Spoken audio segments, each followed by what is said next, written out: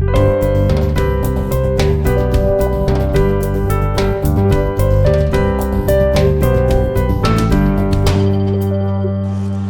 everyone.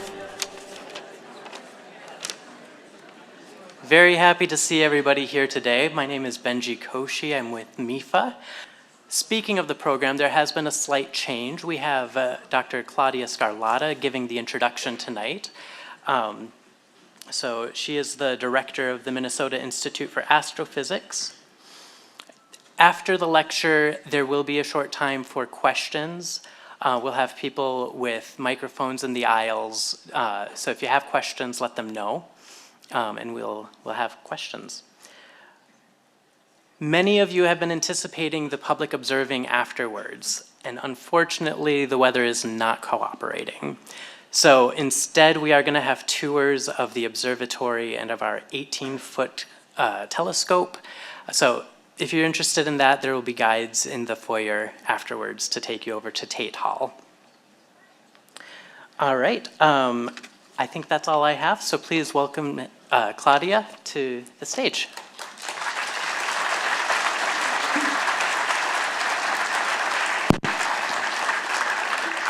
Well, thank you everyone for being here. I think it's great to see such a full room. I'll keep it short. I know you're not here to listen to me.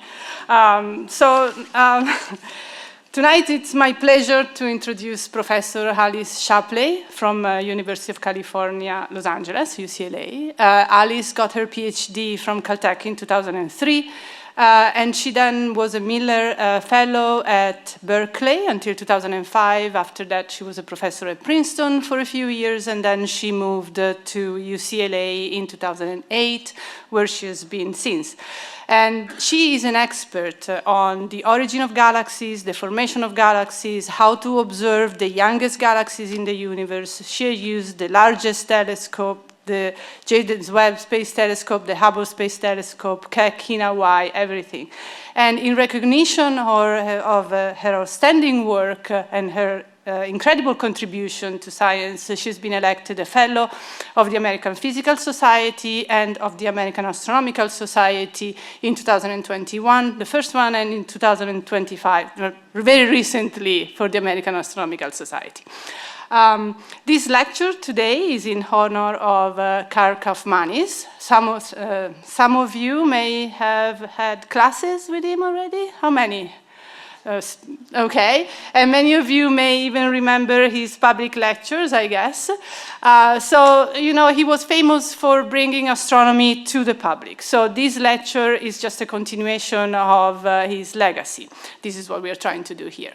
And of course, this lecture is made possible by the generous contribution of some of you that allows us to bring such an outstanding speakers to give the seminar. So I don't want to keep you any longer. Please join me in welcoming him, Alice Shapley.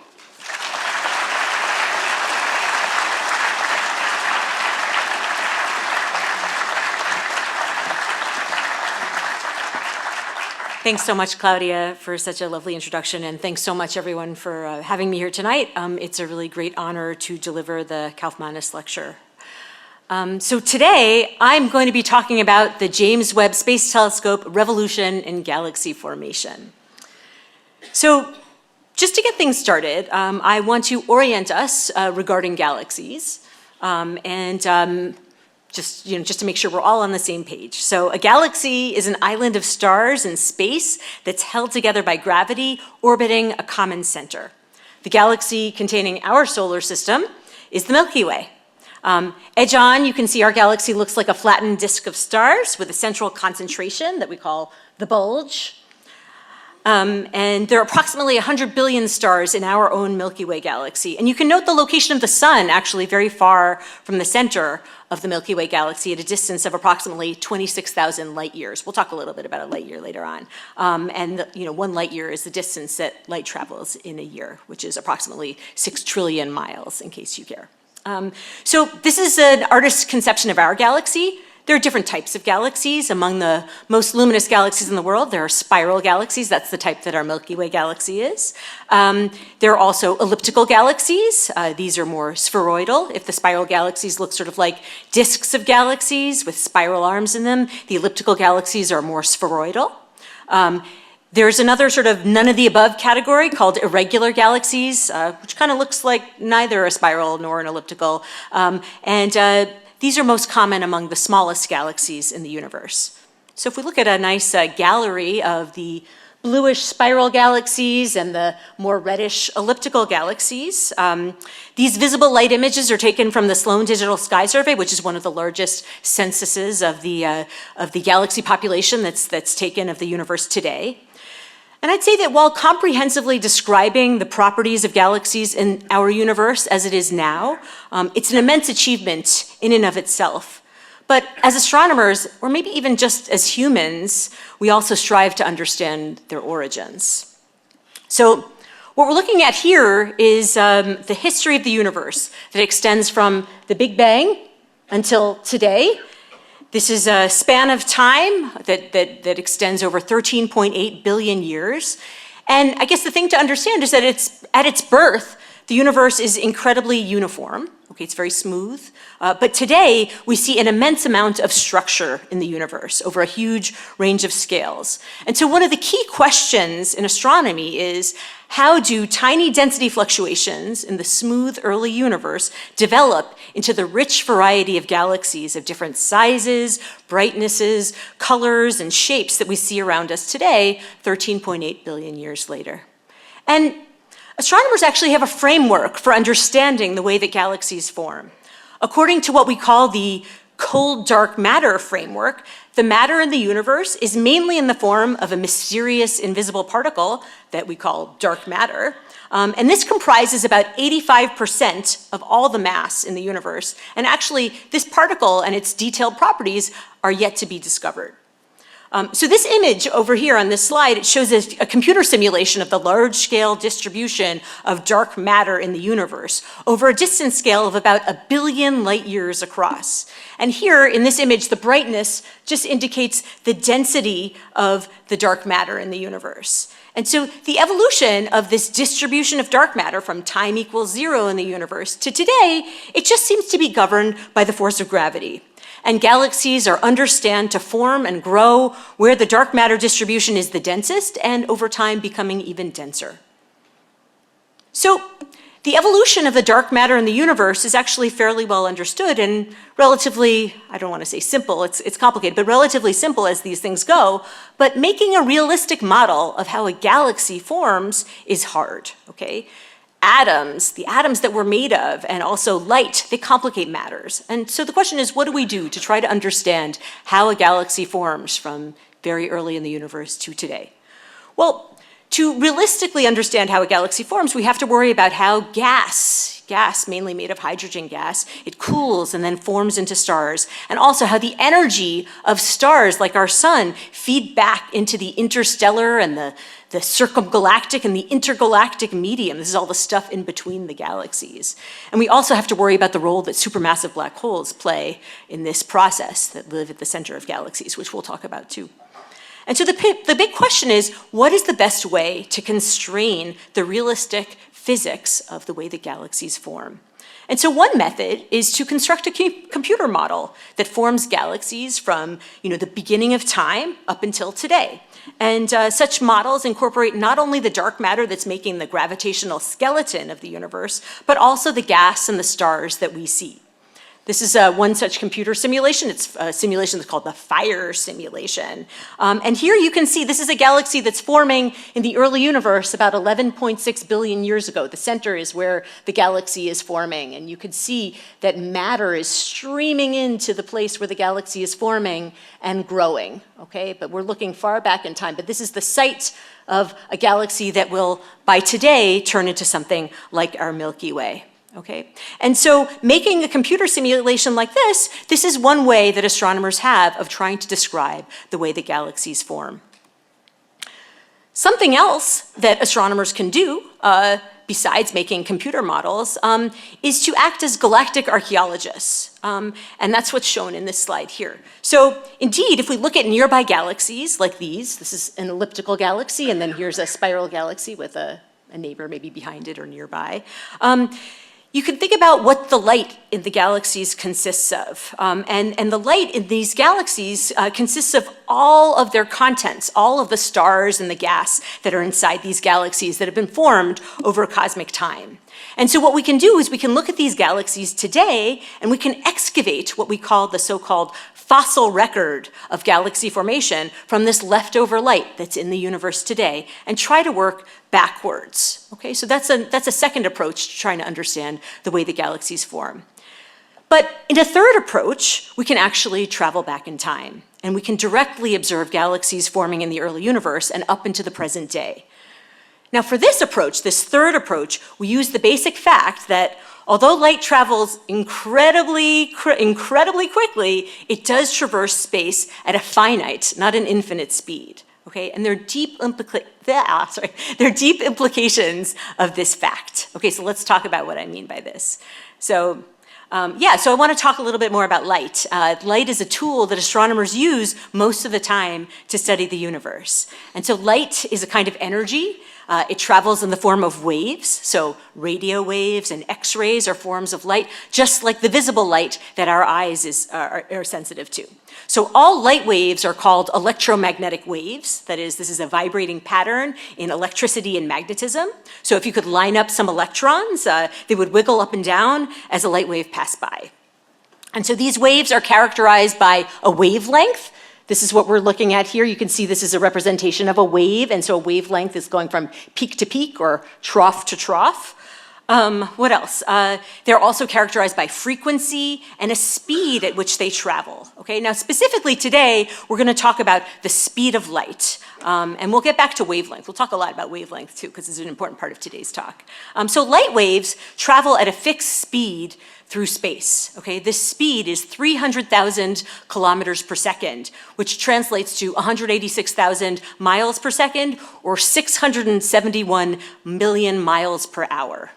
Okay, so again, as I said, light is fast, but not infinitely so. So what does this mean? So it means that if you look at the moon, it actually takes 1.3 seconds for light to reach us from the moon. So we see the moon as it existed 1.3 seconds ago. From the sun, okay, the sun's 93 million miles away, so we see the sun as it existed 8 minutes ago. If the sun suddenly stopped shining, we wouldn't know for 8 minutes, okay? Now, if we look at the brightest star in the sky, which is Sirius, so Sirius is near the constellation Orion, it takes about 8.6 years for light to reach us from Sirius, which is, again, the brightest star in the sky. You can actually see it up in the sky. Well, if it weren't cloudy right now, you could see it, but look at it, look for a very bright star to the left of Orion. And so speaking of Orion, the Orion Stellar Nursery, which is just south of Orion's belt, this is where stars are being born. This is quite a bit farther away from us than Sirius. And we see the Orion Stellar Nursery as it existed 1,500 years ago, okay, in about 500 AD. Okay, so let's put this all together. You can see light takes 1.3 seconds to reach us from the moon and so on, 8 minutes from the sun, 8.6 years from Sirius, 1,500 years to reach us from the Orion Nebula. And from the most distant galaxies in the universe, it takes billions of years for light to reach us, okay? But the main takeaway is that the farther out we look into the universe in distance, the farther back in time we see, okay? So again, when we look at very distant galaxies, we can look very far back in time. And so because of this fixed speed of light through space, astronomers can use telescopes as time machines. Okay, so, and again, the idea is that the distant objects in distant parts of the universe are observed at earlier times. And so accordingly, this is this third approach that I'm talking about, we can construct the timeline of galaxy formation directly with observations of distant galaxies seen as they existed at earlier epochs in the history of the universe. And we can collect these observations with an array of amazing telescopes that we have both on the ground, on Earth, and also in space. And there are a bunch of examples here that I'm showing. So we have the Planck satellite. This is actually taking the baby picture of the universe where the light is traveling to us when the universe was only 380,000 years old. This is as far back as a telescope can see. We also have the Spitzer Space Telescope. This is a great infrared telescope that's no longer operating, but it was great for looking at infrared emission from dust in the universe. The Keck Observatory that a lot of my colleagues and I use in the University of California. That's a wonderful observatory consisting of two 10-meter telescopes in Hawaii. The Hubble Space Telescope, which orbits Earth, and then the James Webb Space Telescope, or JWST, which will be sort of the star of the second half of this talk, okay? We'll return to JWST for quite a bit today. Okay, so, right, so this figure is an example of astronomer time travel. So let me tell you about what we're looking at here. So this figure is showing the possible timeline of the formation of a galaxy like our Milky Way galaxy. And this is constructed from actual images of actual galaxies at different distances in the universe. And therefore, since we're looking at galaxies at different distances, we're also looking back different amounts of cosmic time. And so time actually is earlier here, and we march forwards in time as we go from right to left, and then the middle row, right to left, and then the top row, right to left. Okay, so this is about 12 billion years ago, and then here we are today. Okay, so that's the main thing that I want you to pay attention to, is basically how we're going forward in time. And so these are actually, different galaxies, but the idea is that the galaxies observed at earlier times are actually going to evolve into the galaxies seen at later times, and eventually something that is a spiral galaxy like our Milky Way galaxy. Okay, and it's this type of look-back observation back into the first few billion years of cosmic time, which my group likes to do to try to understand galaxy formation. Okay, so this is sort of the background for what we're going to do. All right, so now what I want to do is I want to talk about some of the key questions that astronomers have regarding the formation of galaxies. And so we'll go through a bunch of these things, and you should keep them in the back of your mind as we talk about some of the other things tonight.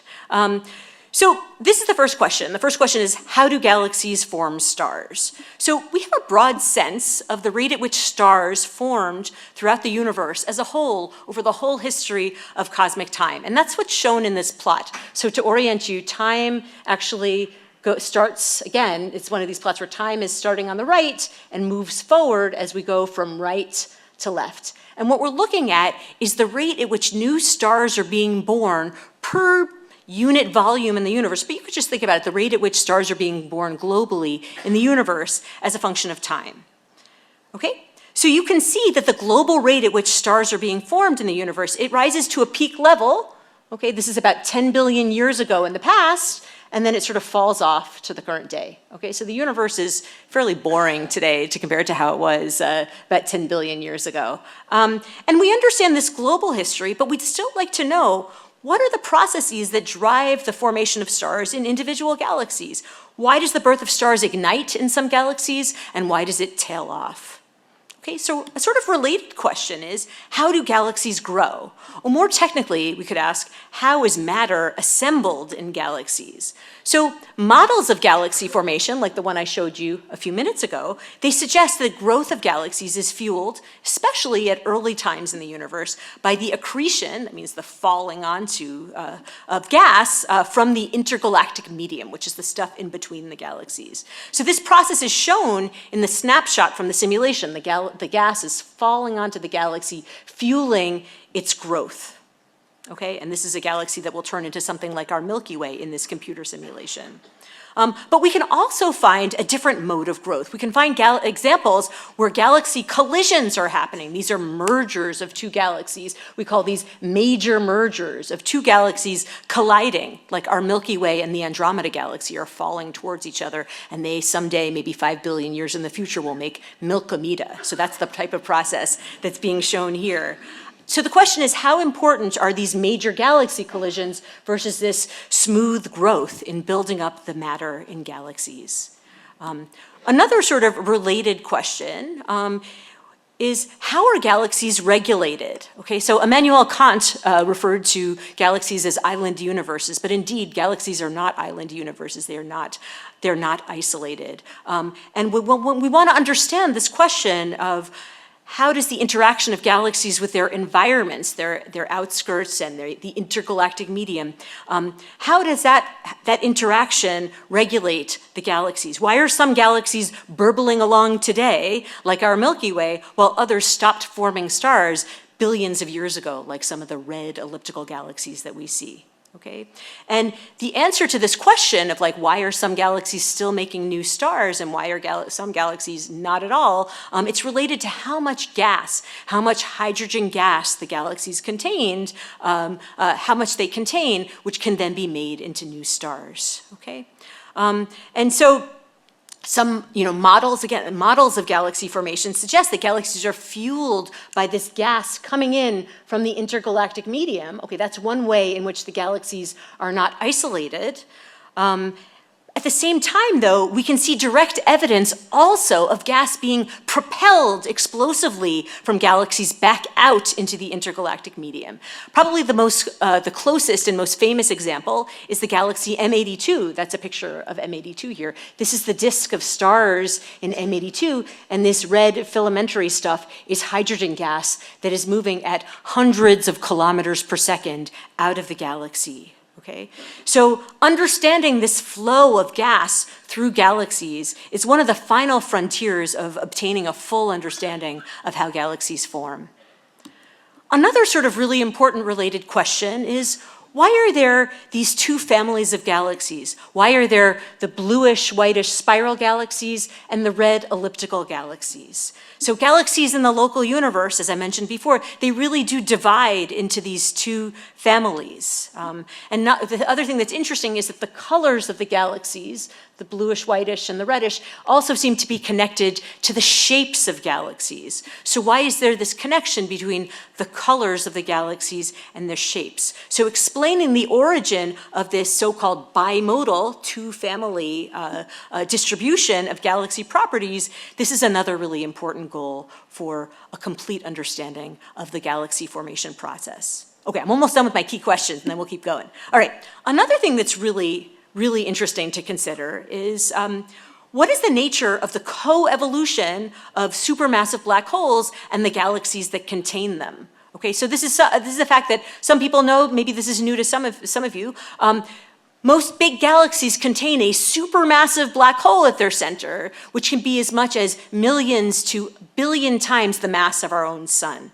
Okay, and the other thing that's really kind of surprising is that there's a strong connection between how massive this black hole is that lies at the center of the galaxy and how massive the galaxy is itself. And that's what's shown in this plot here. This is showing the mass of the black hole that lives at the center of the galaxy and the mass of the galaxy that contains it. Okay, and there seems to be a very surprisingly strong connection between these two quantities, especially since the supermassive black hole that lives right at the center of this galaxy should only influence the stuff in its immediate vicinity, not the galaxy itself that's like orders of magnitude larger than this supermassive black hole. So the question is, why is there this tight connection between the supermassive black holes and the galaxies that contain them?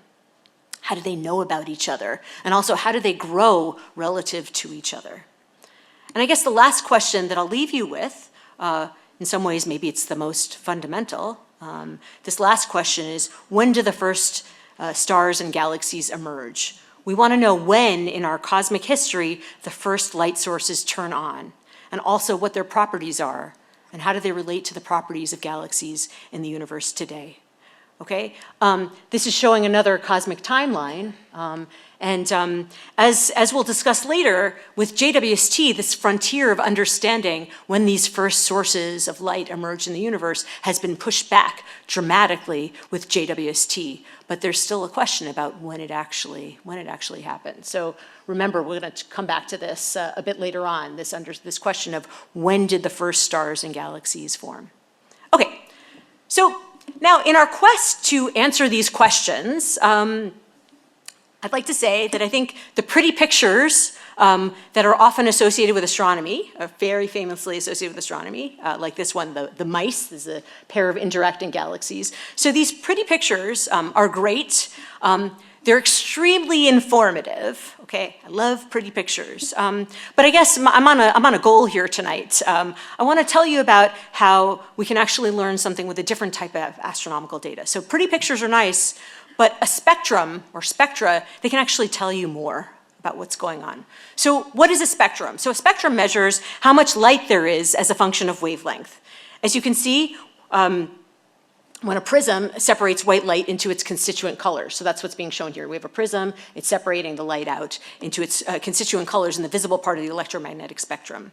Of course, as we'll see, this visible spectrum, this is what our eyes are sensitive to, this is only a tiny fraction of the full electromagnetic spectrum of light.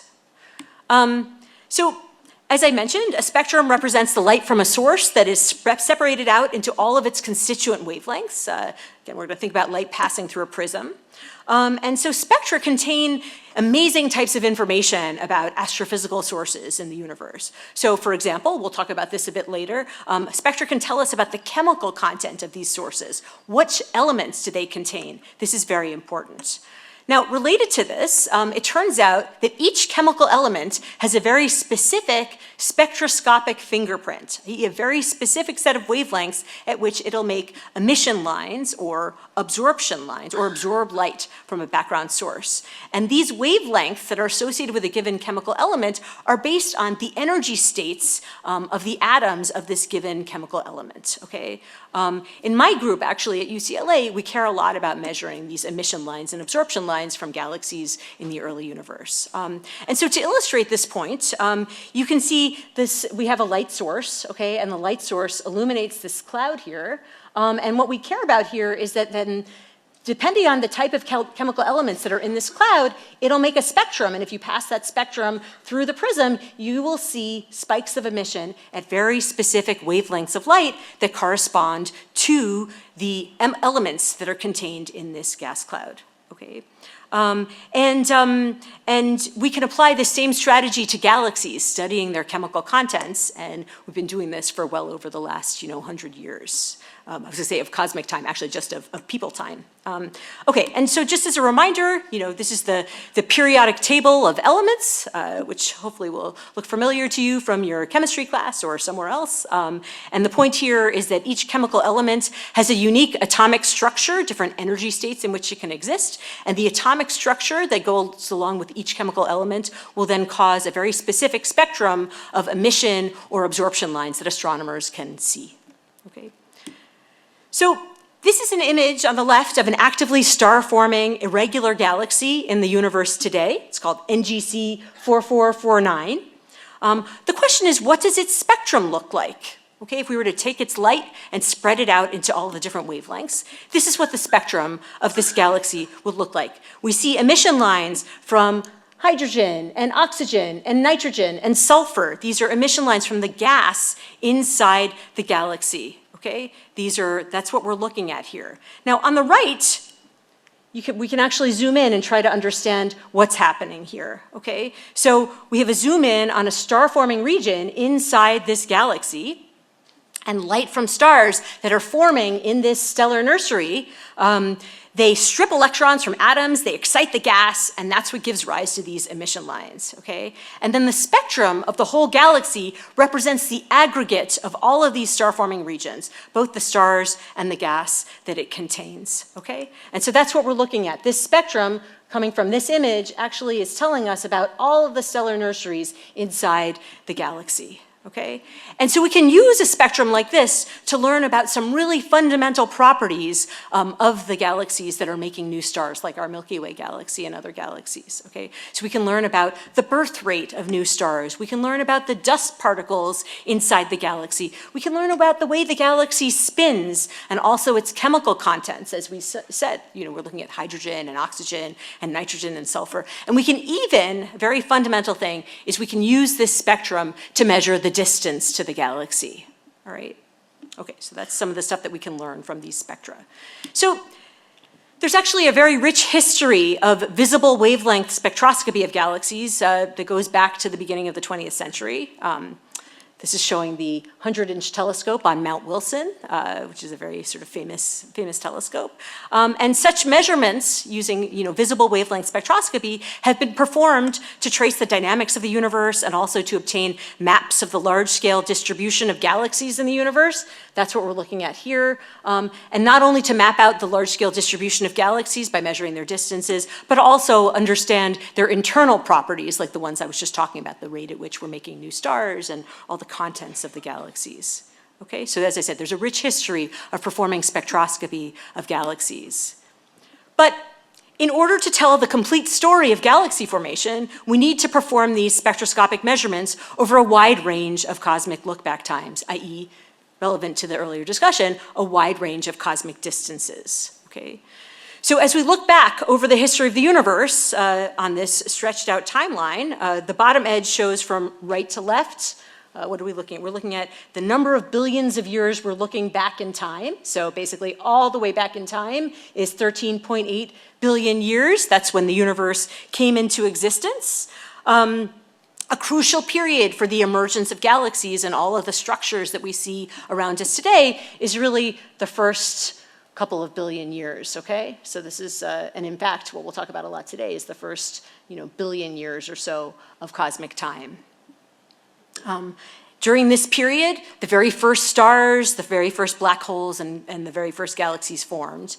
And a bit later in cosmic time, the spiral and elliptical structures that we observe around us today were also being established, okay? And that's basically, so we're basically going over this time. It's really stretched out on this timeline, but really it's because we really want to zoom in on what's going on and understand when the galaxies were emerging, really get at that last question that I was talking about. So as we think about how to perform these measurements, and again, since I'm a spectroscopist, I really don't only want to take pictures of galaxies, but I want to collect their spectra. So if we want to perform these spectroscopic measurements, going back in time to understand distant galaxies, there's one more key aspect of the universe that must be factored in. Think about what it is. Okay. That's that the universe is expanding, okay? This is most famously discovered by Edwin Hubble in the 1920s. So this universal expansion leads to the so-called redshift of photons that are emitted by distant sources. So in the time it takes light to travel to us from a distant galaxy, the universe expands, okay? And in that time that the universe is expanding, the wavelength of light that is traveling to us will also stretch out by that same factor, okay? So that's what we're looking at here, is basically showing a wave of light traveling to us from a distant source. In the time it takes the light to travel to us, the universe stretches out, the universe is expanding, and so does the wavelength of light. Okay, so for example, if one is studying galaxies that are so far away that we're looking back in time about 10 billion years, in the time it takes the light to travel to us from these distant galaxies, the wavelength will stretch by roughly a factor of 3. Okay? So photons that are produced as ultraviolet light in such distant galaxies, they would be seen by us as visible light. Okay? But the photons that are produced as visible light photons in such a distant galaxy will be shifted into the infrared part of the electromagnetic spectrum. Their wavelengths will be stretched out. Okay, so now let me show you what I mean. What we're looking at here is a representation of the electromagnetic spectrum.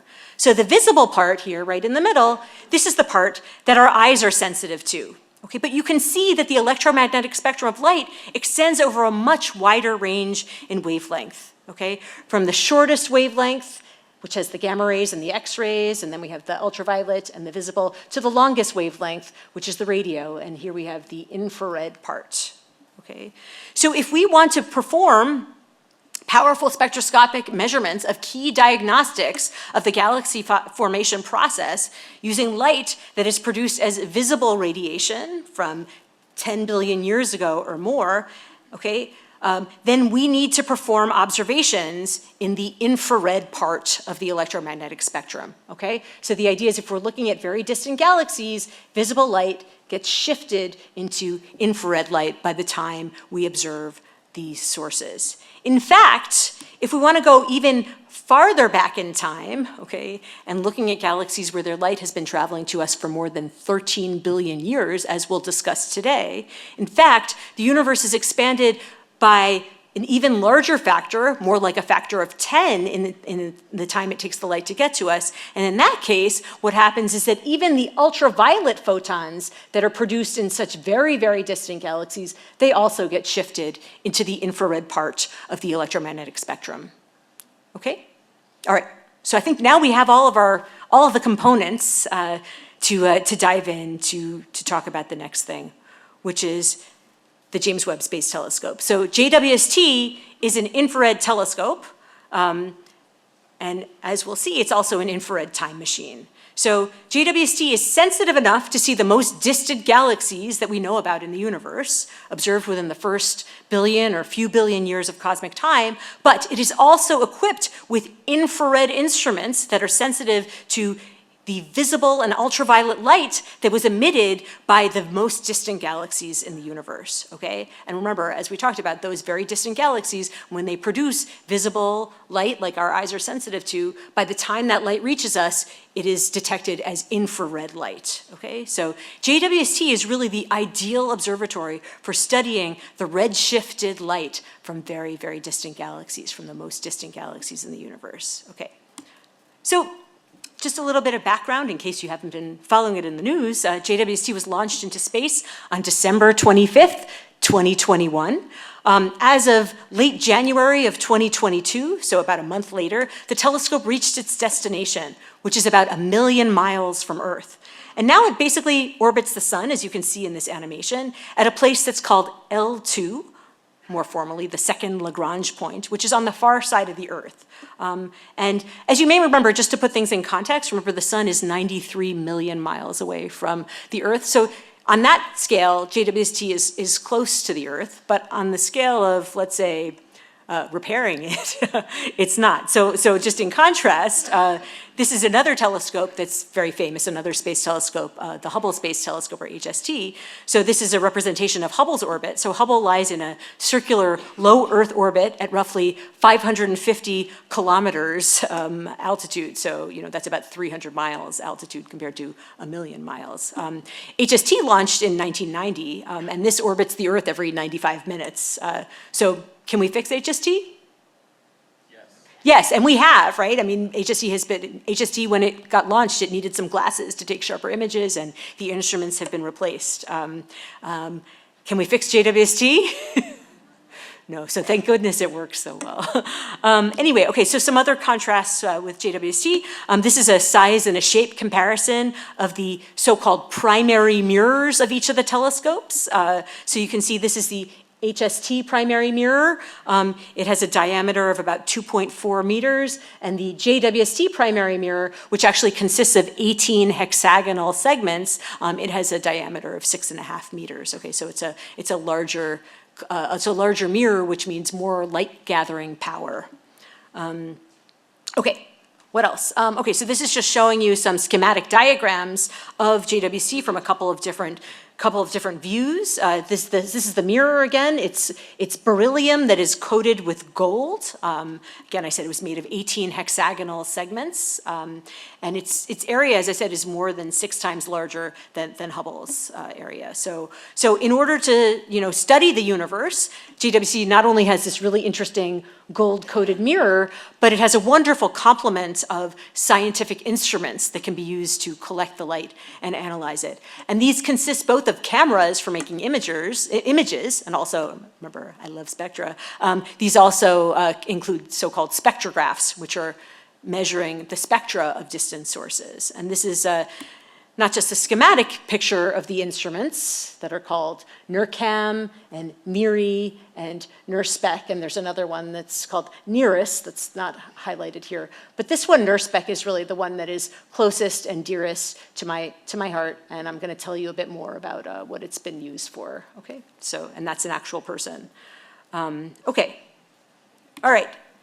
So there are many, many spectacular things that JWST has done across all different fields of astronomy, ranging from extrasolar planets to stars to, as we're going to talk about now, galaxy formation. And so one of the things that JWST has done is to confirm the presence of galaxies basically as far back as we thought they could exist in the universe, okay?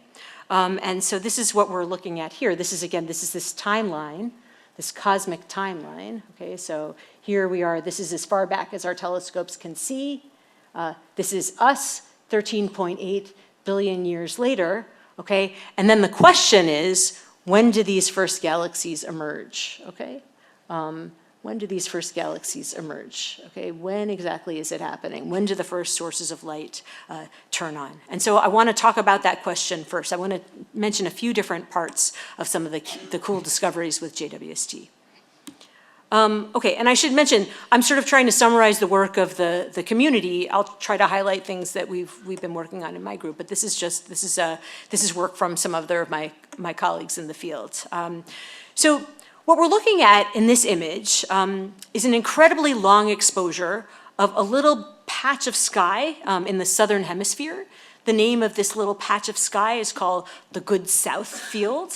Astronomers like to give the little patches of sky different names. The extent of this little patch of sky, this square, is about 1/10 of a degree on the side. This is about 1/5 of the diameter of the sun and the moon.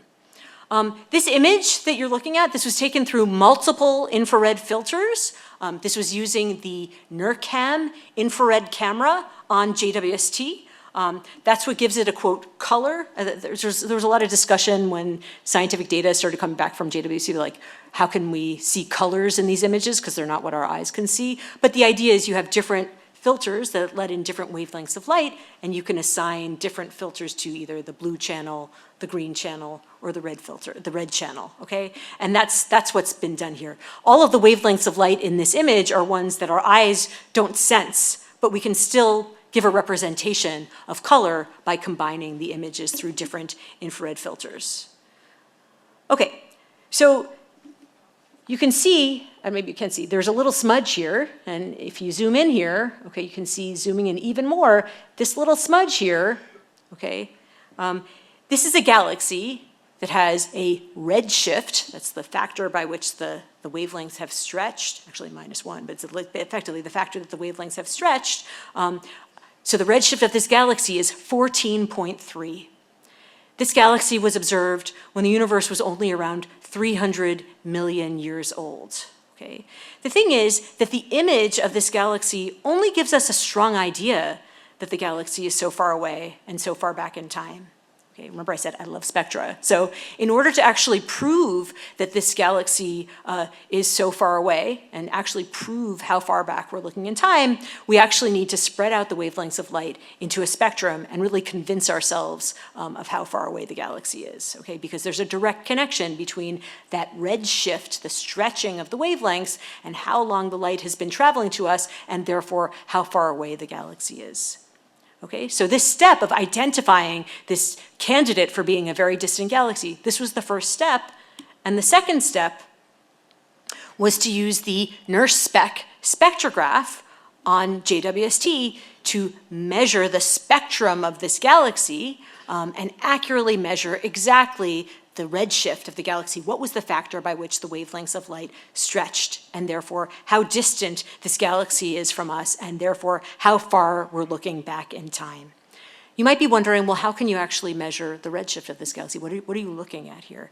And so what we're looking at is, okay, this is wavelength going from left to right. These are all what we call infrared wavelengths of light. These are long words of the wavelengths that our eyes can see, maybe about a factor of, 2 to several longer than the wavelengths of light that our eyes are sensitive to. And you can see that the galaxy has light across all these wavelengths, and then it cuts off, okay, and then there's no light. Then the spectrum is consistent with being invisible, being 0, okay? And this cutoff is a very specific break that has to do with the absorption of hydrogen gas between us and this galaxy. And it tells us precisely that the redshift of this galaxy is 14.3, which means that we are seeing this galaxy when the universe was only 300 million years old. That's how far back we're looking in time, about 13.5 billion years back in time, okay? This is currently the farthest known galaxy in our universe. So to truly appreciate how far back we're looking in time with this galaxy, it may help to think of the age of the universe, that 13.8 billion years, as one cosmic calendar year. Okay, and that's what we're looking at here. We're representing all the different sort of like key events of the universe in terms of a calendar year.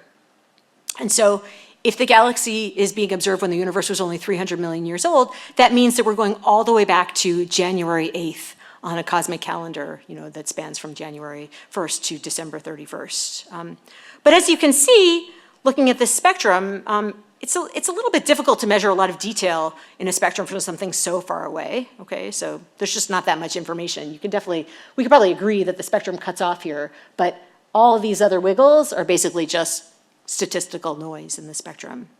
If we look at a galaxy that's slightly closer, only slightly closer, we can actually see something truly remarkable, okay? This is the type of astronomical data that makes people like me cry. This is the JWST spectrum of a galaxy that's called GN-Z11.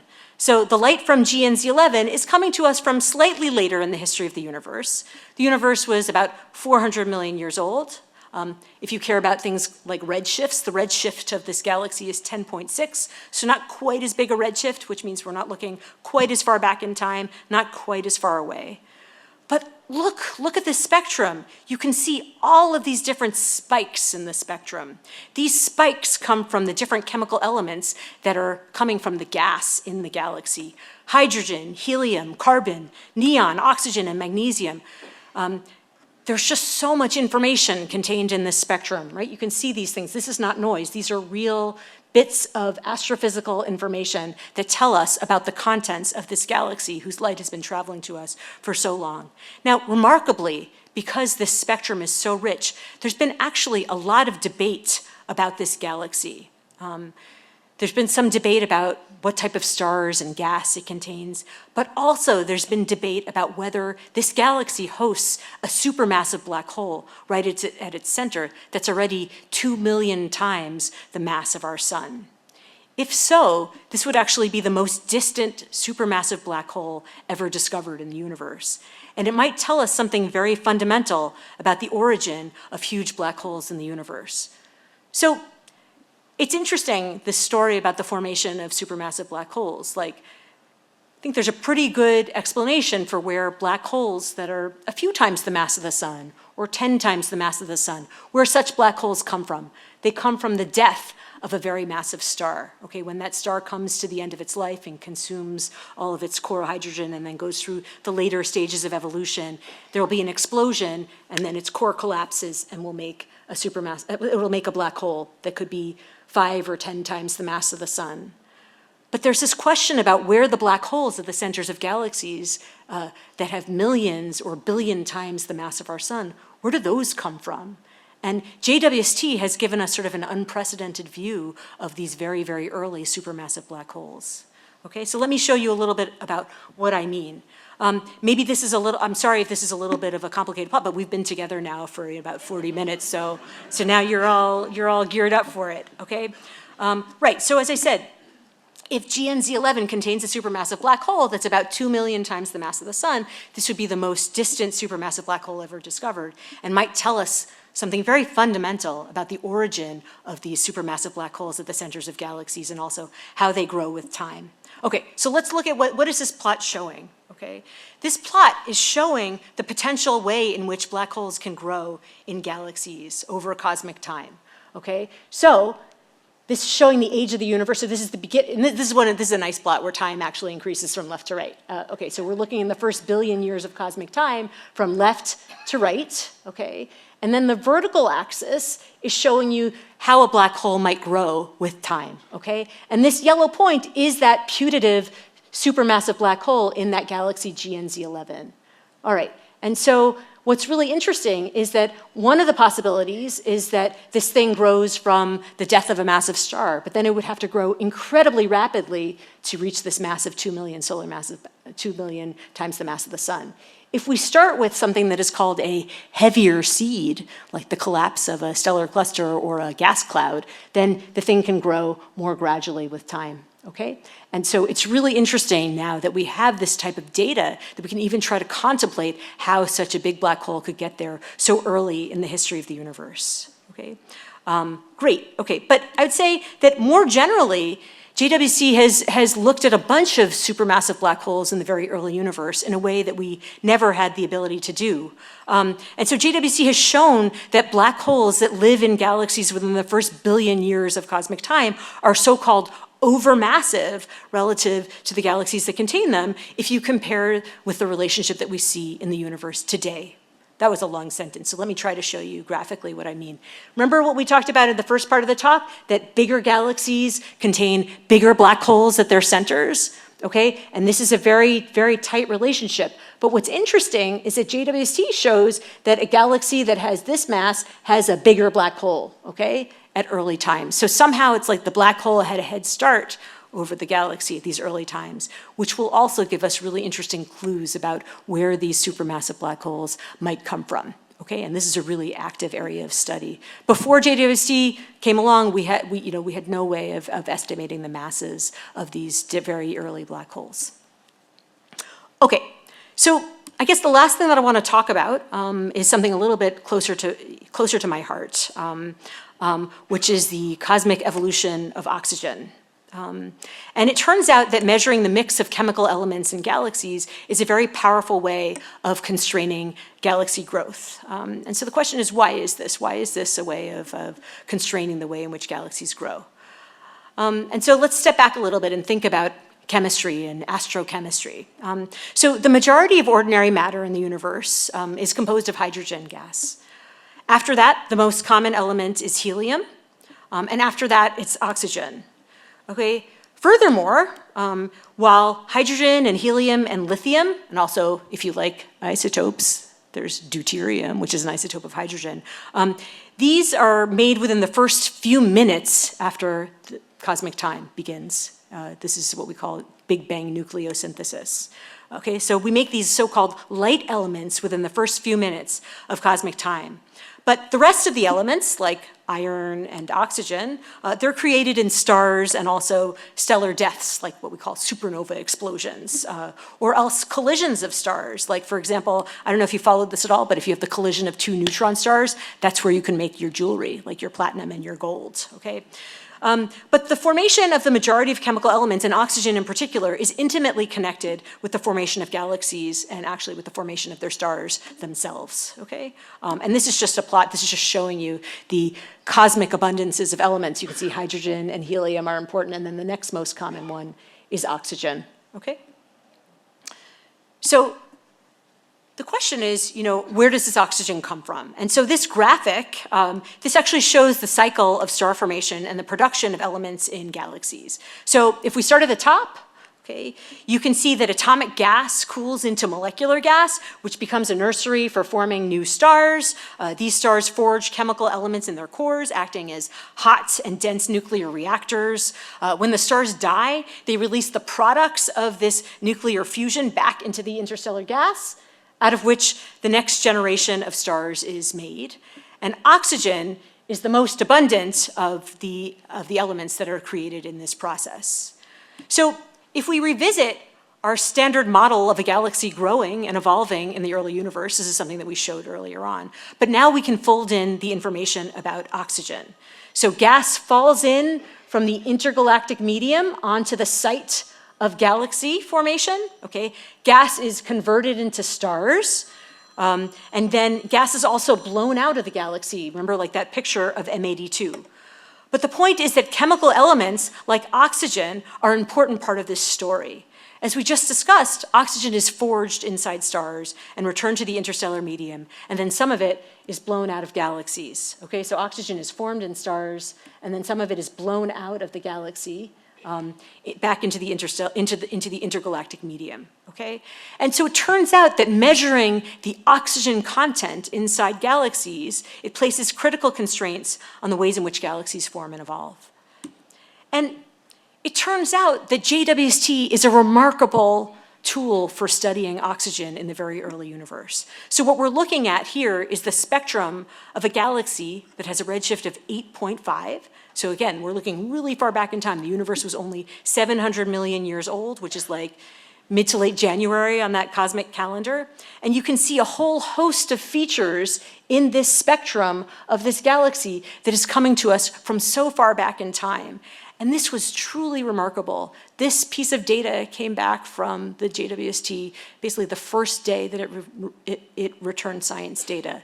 And it revealed that this telescope was going to be much more powerful than any of us had, I don't know, at least some of the people who weren't involved in building the telescope, any of us really had appreciated, okay? The fact that you could obtain very, very robust constraints on the oxygen content of distant galaxies, okay?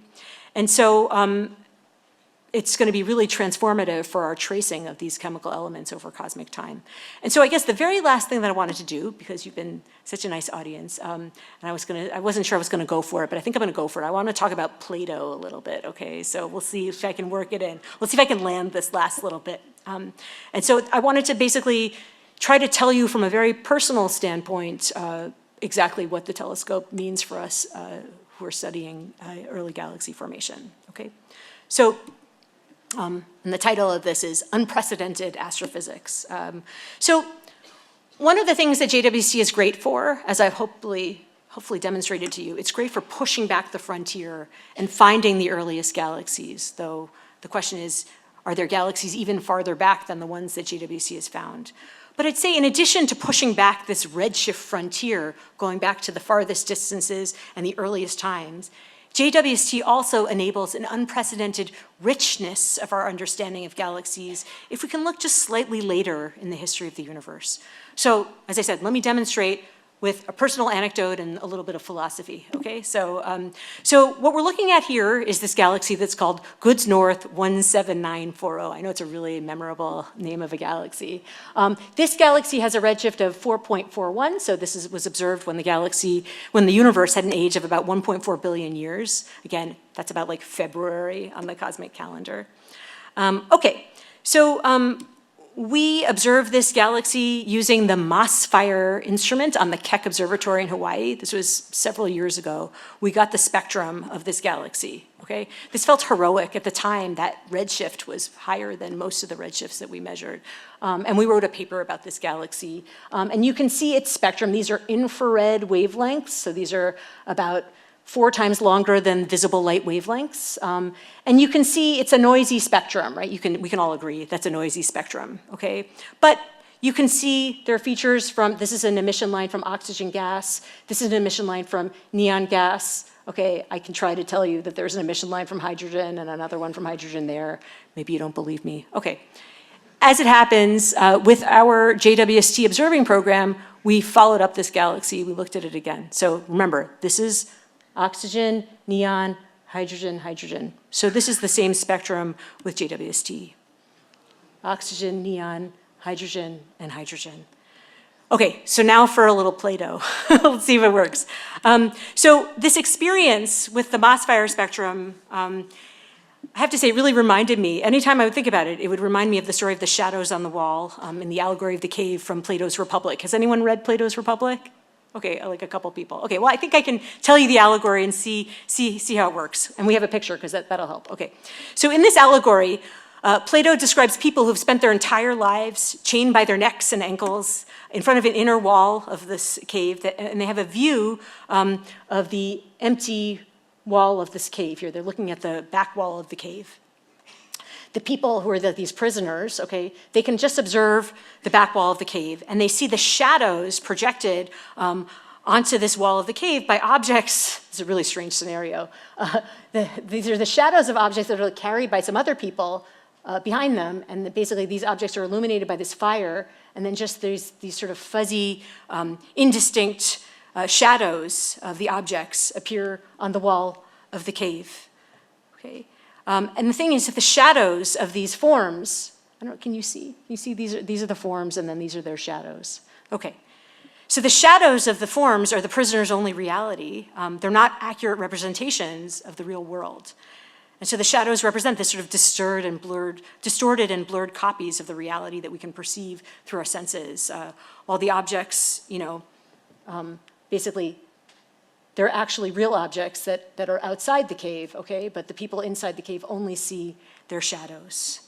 And so Socrates is, he's the main interlocutor in the Republic. He explains how a philosopher is like a prisoner who's been freed from the cave, and who could understand that the shadows on the wall, they're not the direct source of the images that are seen, okay? If the philosopher or the freed prisoner escapes from the cave, they can get out into the sun, and they can finally experience, the true forms that are in the world that are actually just illuminated by the sun. Okay? And so when we went from having a spectrum like this, okay, just in retrospect, this always just seems to me like one of the shadows on the cave, and this spectrum is the true forms of the universe that are observed, by the philosophers or the astronomers that get outside the cave. And so what you can see is that we find a whole host of features from hydrogen and helium and oxygen and sulfur and neon, and I could go on because it turns out that this is just a tiny, tiny fraction of the whole spectrum that we have. With Keck from the ground, all we could do was measure these lines, and now we can measure all of this information. And in fact, there are over 70 emission and absorption lines from chemical elements in this spectrum, with which we can trace the evolution of many elements in the periodic table and constrain the regulation of galaxies over cosmic time. And so JWST enables this type of work for countless galaxies, something which is truly transformational for our field, okay? So I'll just conclude by saying it's a really fabulous time to be an astronomer studying galaxy formation. I'm so thrilled about what the current and the next generation of telescopes and instruments are going to teach us as we step out of the cave, look back in time, and try to describe how galaxies form and evolve. Thanks.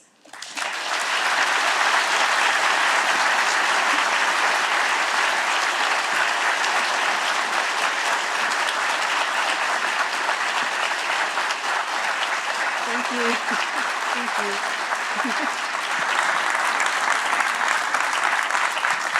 So we have time for questions. Please raise your hand.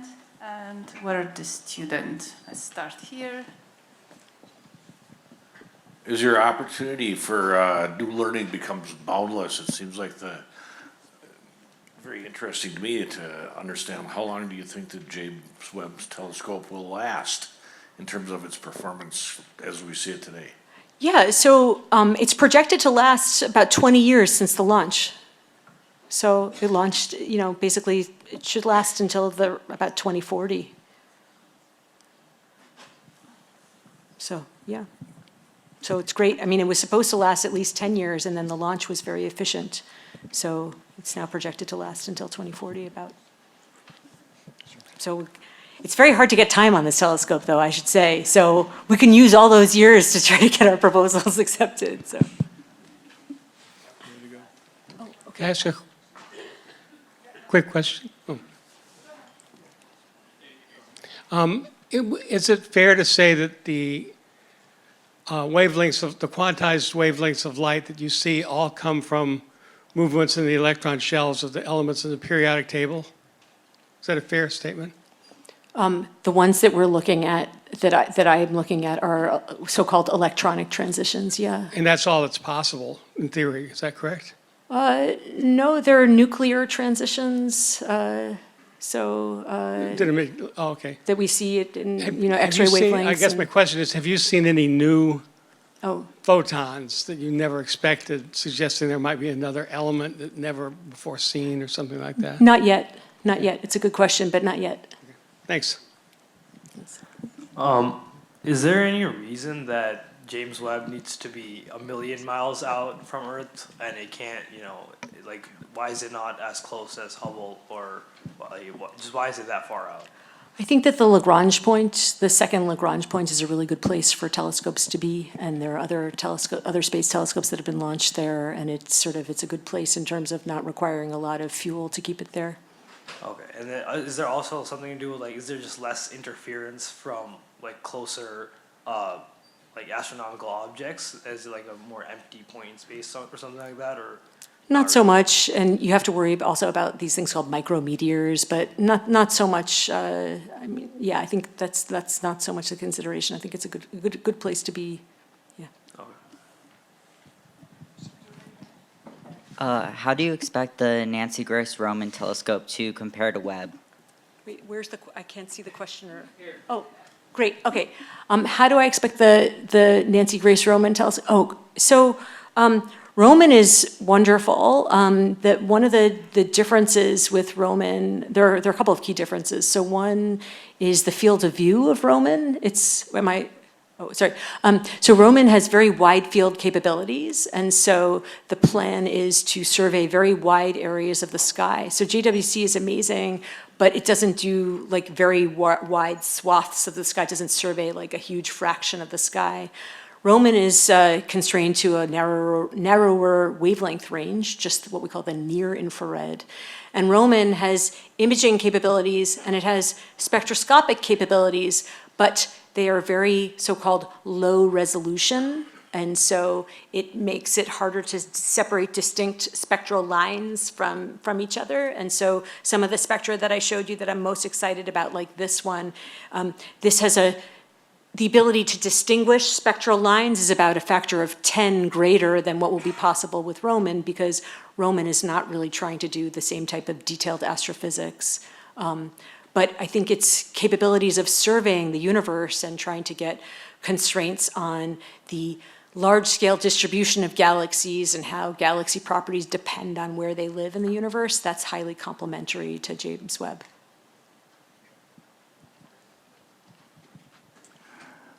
This isn't your area of investigation, but I remember hearing early on that there was a possibility of using JWST to analyze the atmospheres of exoplanets. Is that still a thing that could happen? Definitely. Yeah. There have been some really nice results about the atmospheres of exoplanets, looking at the molecules in the atmospheres of exoplanets. Sure. Yeah, that's another very exciting area. I just unfortunately subjected you to my own biases. But there could have been a whole other talk about looking at the composition of the atmospheres of extrasolar planets, which, because, there are a lot of interesting features from molecules in the atmosphere, like, carbon dioxide and water and other things that are in the infrared part of the spectrum. So it's definitely being used for that purpose. Hello. I'm going to go against the grain a little bit, but stay with me here. Where? Oh, back. Okay, great. Okay.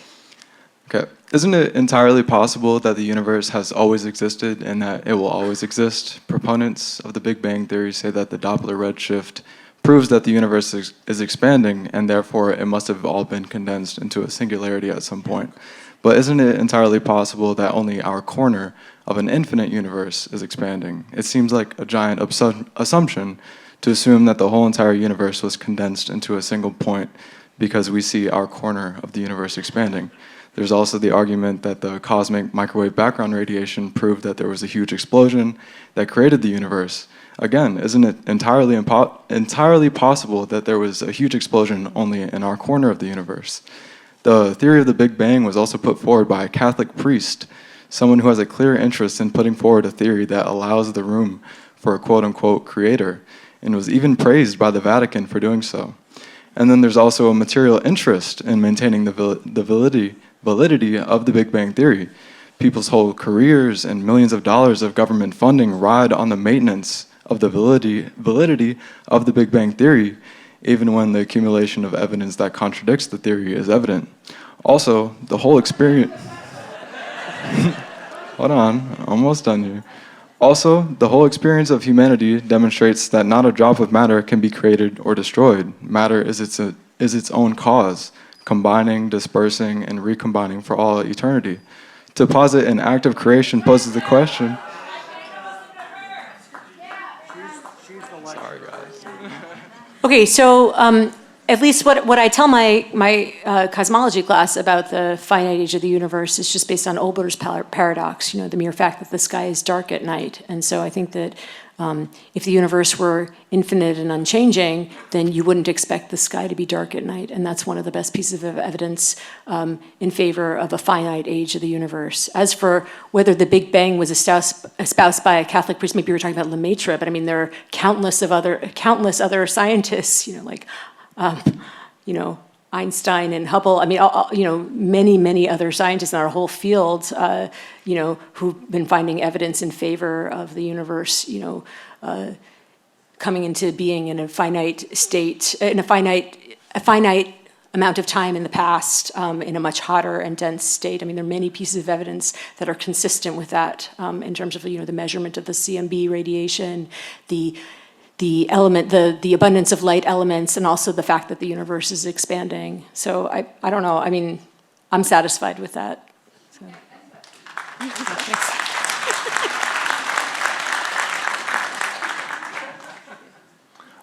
One of your earlier slides, I think, showed that in some galaxies there was a drop-off in star formation. Was that due primarily to matter distribution?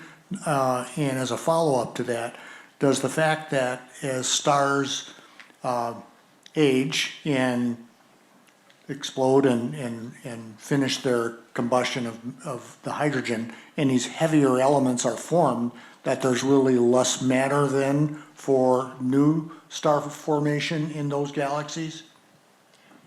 Yeah, that's a great question. So, yeah, I'm gonna go back all the way, so I'll talk while I'm rewinding. So yeah, so the rate at which the galaxies are forming stars depends on how much cool gas they have in them that can be made into new stars, right? And so when we look here at the spiral galaxies and the elliptical galaxies, the spiral galaxies are still making stars, and the elliptical galaxies seem to have ceased forming stars. So it means that the elliptical galaxies don't have a cool interstellar medium, of molecular gas out of which the new stars can be made. And so that's also why the elliptical galaxies, they look reddish, because the stars that are left in the elliptical galaxies are just the ones that are longer lived. They're not like the really hot blue stars. They're just the ones like our sun, or less massive stars that are still around, or the ones that are roughly the mass of the sun. And so then the question is, why are the elliptical galaxies not forming new stars? And so it's because the gas that surrounds the elliptical galaxies is not sort of condensing, falling into the elliptical galaxies and then cooling, or if there is gas that's coming in, it's getting heated up, perhaps due to so-called feedback from the supermassive black hole that the elliptical galaxy contains. So there are mechanisms to either prevent new gas from coming into these elliptical galaxies, and then if the gas comes in, to heat it up and push it out. And so that's really maybe what's preventing the ellipticals from forming new stars, in addition to the fact that they live in very these cluster-type environments, that do not seem to be conducive to the ellipticals getting a lot of new gas. I don't know if that answers your question, whereas our Milky Way is still being fueled by, some new gas coming in, and there's still gas available to make new stars. And in the early universe, galaxies, that's when, we looked at this plot here, right? We said, 10 billion years in the past, the rate at which galaxies were making new stars was a lot higher. We find that galaxies had a lot more gas in them than they do today, and it's been consumed with time, and it hasn't been fully replenished. Does that, okay.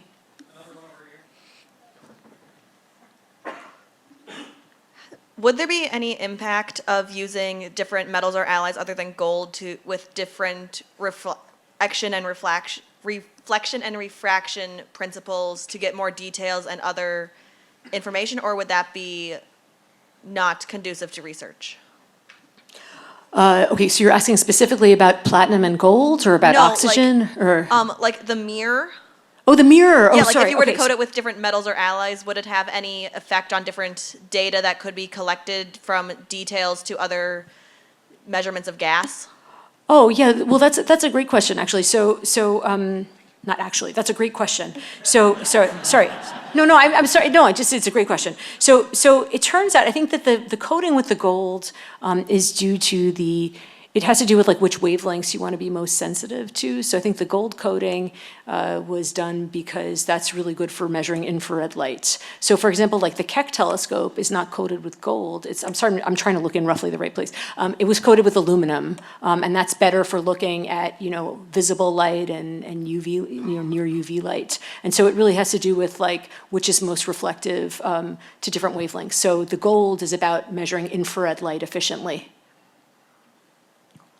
which I tried to motivate why we want to use infrared light, but that's what motivates using the gold coating. Hi. So you talked about some galaxies like GN Z11 potentially having black holes at the center, and then also debate about overmassive black holes. I wonder how we can judge the mass of black holes given like the spectra of a galaxy. That's another really good question. So it's based on data that I'm not actually showing here. So in terms of measuring the mass of a black hole in one of these galaxies, we use something that's called the virial theorem, okay? And that's basically saying that the amount of spinning motion that's, oh, sorry, that's right at the center, okay? Basically, if you have some gas that's orbiting right around the center of a galaxy, the speed at which it orbits is related to how much mass is there, right? You can think about that just in terms of like looking at how fast the Earth is going around the sun. It has to do with how massive the sun is and how far away the Earth is from the sun. And you can see that in our solar system, like the planets that are farther out orbit at slower speeds because they're farther away from the sun. So we can apply this same principle to the centers of galaxies where there are supermassive black holes. We basically look at how fast the gas is orbiting around the center. And we can do that by looking at what we call the line widths, the widths of some of these features, not so much in this spectrum, but in, maybe I can show you in this spectrum here. So like, for example, this is in a galaxy that does not contain a supermassive black hole, but you can use the width of this line. That actually is connected to how fast stuff is moving, okay? So you can measure the width of this line, and then astronomers have some tricks for figuring out like the radius of where the gas is, and you take basically the speed at which stuff is moving around squared times how far the stuff is from the center. It's a combination of basically the speed at which stuff is orbiting and how far away it is from the center. That tells you how much gravity there is, and it tells you how massive the thing is right at the center, which is the mass of the black hole. And so the thing that's so new with JWST, is being able to measure these lines, okay? These lines are the ones that are sensitive to that gas right at the center, and that these measurements were just too long wavelength for our telescopes before. We couldn't measure features that were sensitive to these dynamics, these motions. And so that's how the masses are estimated in these other galaxies. Does that, yeah. And so that's the thing that, I'm really glad you asked that. That's the thing that's so new, is having access to these. So these photons are produced as visible light photons, but in distant galaxies, they get shifted to the infrared, and then we observe them with JWST. Oh, sorry, one more thing. You also have to have what's called the spectral resolution to be able to actually say how wide this line is. If the spectrum is too coarse, you don't get that information. And that's the other thing that's so great about JWST, is actually being able to tell that, like, you know, this line, it has a certain width that can be measured. Okay. Hi, I'm an elementary school teacher, so I might not ask this very eloquently, Sure but I was curious, so when you're talking about the spectra and being able to see all the elements and such, how do you know, like, that the one thing you're looking at, you're not looking at the thing like behind it or past it or something like that? Does that make sense? That's a fabulous question. Thank That's you. a great question. Thank you. And the thing that's really exciting is, no, I'm really glad you asked that, is that we're not just looking at one line. If you only have one emission line, it could be a hydrogen line at redshift 3 or an oxygen line at redshift 4. Like, if you only have one feature, then you don't know. But we're actually looking at a whole pattern. And so the fact that we see a pattern of lines, let me see if I can show you what I mean. So remember a billion slides ago at redshift 10, I was showing you, that was a joke about too many slides, okay. Okay, so let's just focus on these three lines, and maybe let's just focus on these three lines and this one. Do you see this pattern? There's like a hydrogen line and 2 oxygen lines, okay? Now, let's go look at this galaxy here. We gotta zoom out to the whole spectrum. Oh, sorry, I don't know what's happening. Oh, animation, sorry, okay. Okay, do you see hydrogen line, 2 oxygen lines, and another hydrogen line? So that pattern is unambiguous. And the wavelengths of all of those lines have stretched out by the same factor. Okay, so that removes the ambiguity, basically. Does that make sense? It does. Thank you so much. Thanks.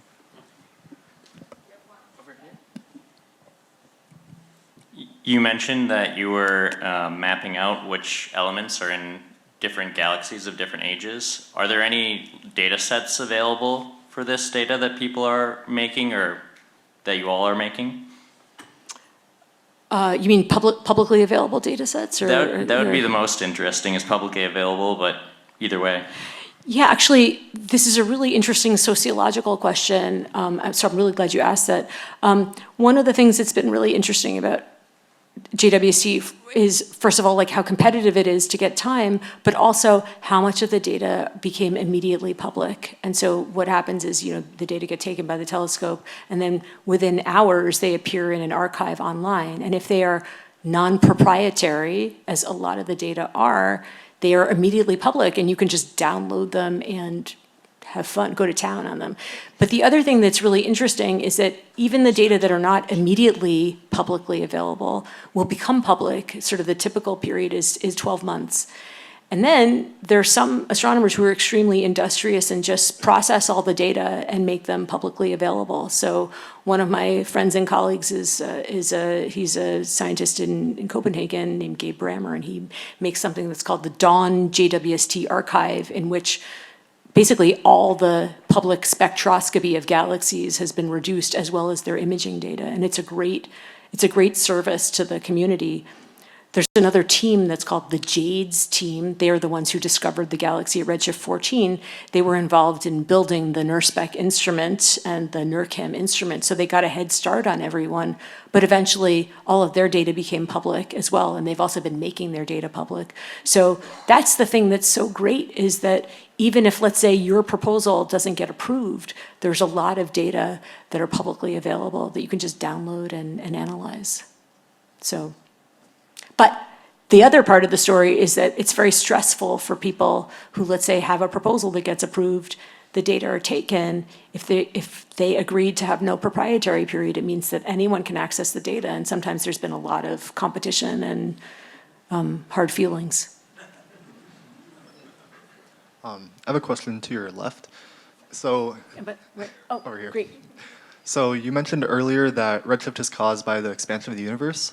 To me, this stretching of spacetime seems analogous to multiplying a coordinate system by a matrix in linear algebra.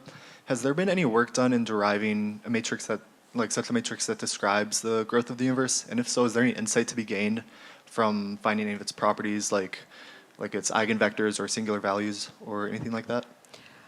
Well, I mean, actually, the equations that describe the curvature of space-time and can be applied to the expansion of the universe are Einstein's, equations that relate the curvature of space-time to its what's called the stress-energy tensor.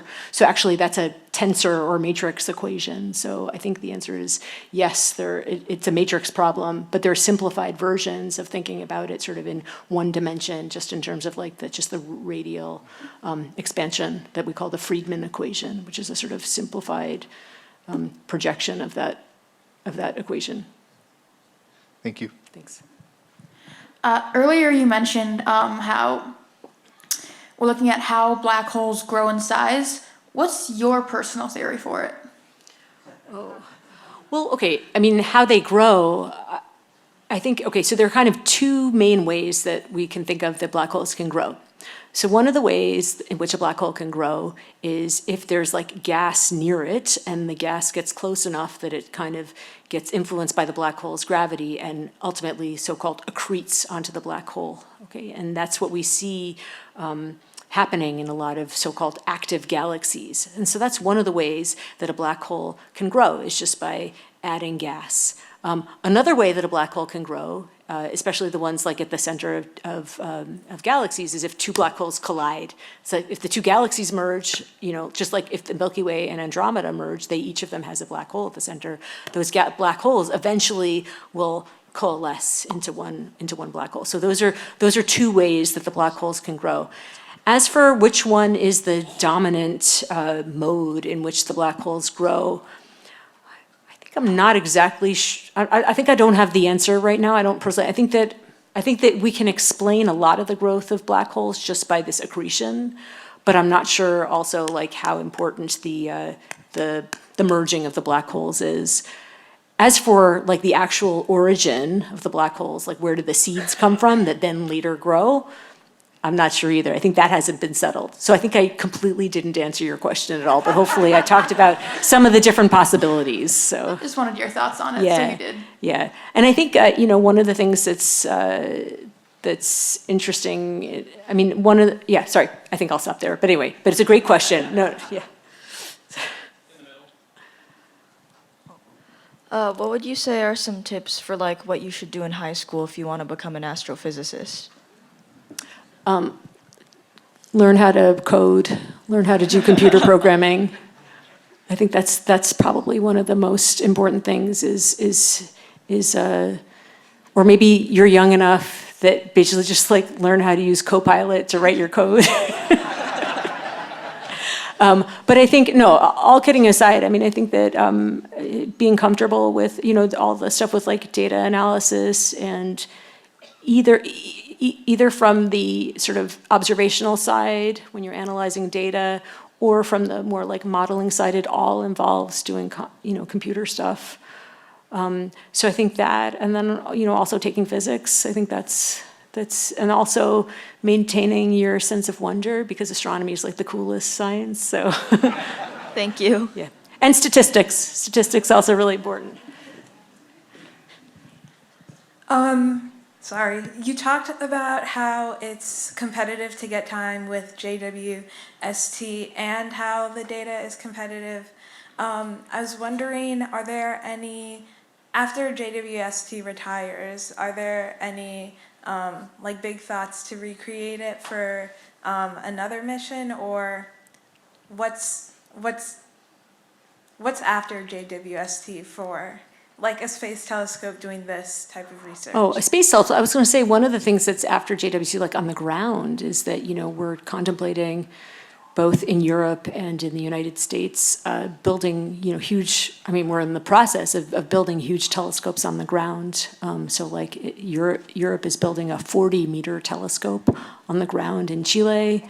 The US has what's called the USELT, Extremely Large Telescope Program, which they can't really decide what to do about it, but there are kind of like two big possibilities, and I'd say 0, 1, or 2 will be built. So one is called the Giant Magellan Telescope, which is a 20-meter telescope, and then there's the 30-meter telescope project, which is sort of still trying to figure out what its home will be. So anyway, so that's one big thing, is that these giant telescopes on the ground will be great. There are future planned, okay, so someone asked about the Roman Space Telescope.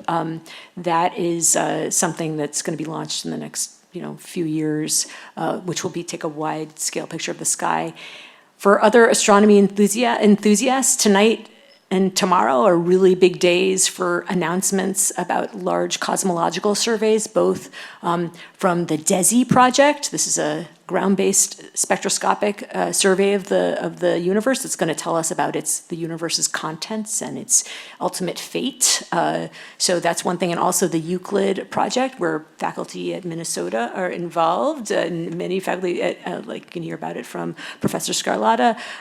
There's going to be an announcement, or maybe it already came out, about a huge data release from, that's another space telescope. So there's these large survey telescopes. But then there's a telescope, is it still called LUVOIR or HABEX? HWO, the Habitable Worlds Observatory, which is going to be a large space telescope that will be launched sometime. So there is a plan, yeah. But it means that, as a nation, we need to still prioritize science. So yeah. Thank you. What type of exoplanets does the JWST detect, and what does it detect about them? That's a great question. So far, JWST has not been used to find extrasolar planets, as far as I know, but it's really to characterize the types of molecules that they have in their atmospheres. So it's been used to do spectroscopy of planets that were known, that were discovered basically different ways. Like some of the ways that these planets were discovered was by the fact that they transited in front of their host stars, like how Mercury transits in front of the sun or Venus transits in front of the sun. So these are planets that were discovered already They were known planets. But then what JWST was used for was basically to take a spectrum of these planets' atmospheres and learn about the composition of their atmospheres, which tells us something about the way in which those planets formed and whether they formed close to their stars or farther out, or about the planet formation process. Because, indeed, the study of extrasolar planets is an incredibly rich and growing field where, we know of more than 5,000 planets outside of our own solar system. But I think the strength of JWST is really in characterizing what's in the atmospheres of these extrasolar planets. Okay, let's thank our speaker again. I think this was great.